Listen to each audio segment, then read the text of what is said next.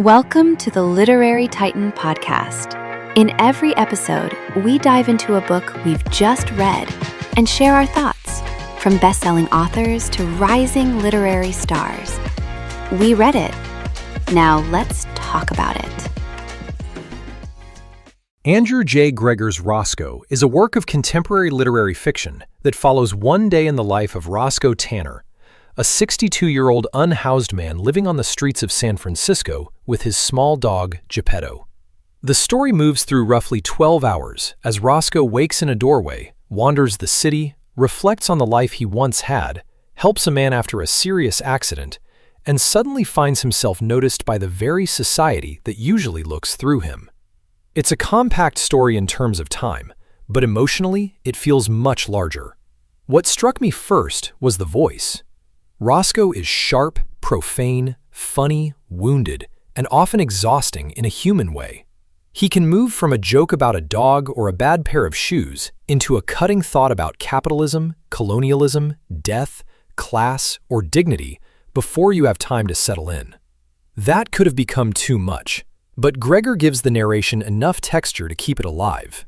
Roscoe doesn't sound like a symbol. He sounds like a man thinking out loud, because silence has become too heavy. I liked that. I also liked that the book doesn't sand him down to make him easy to admire. He's tender, vain, angry, lonely, observant, and sometimes unfair. In other words, he feels real. Greger's main choice, keeping the story so tightly focused on one man's day, gives the novel its power. There's not a lot of plot in the traditional sense, but there is constant movement inside Roscoe's mind.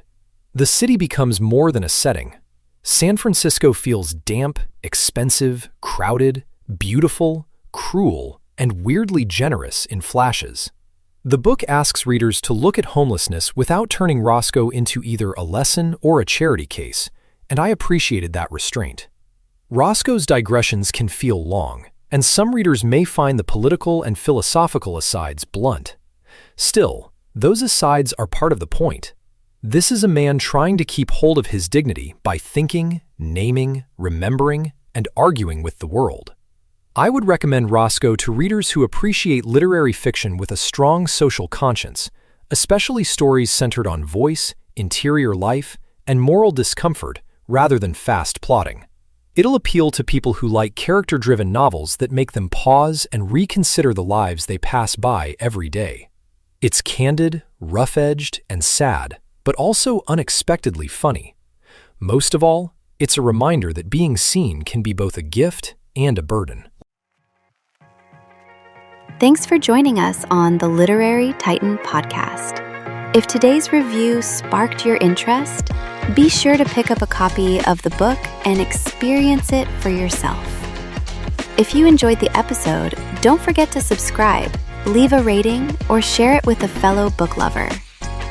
Until next time, keep reading, not just to escape, but to grow.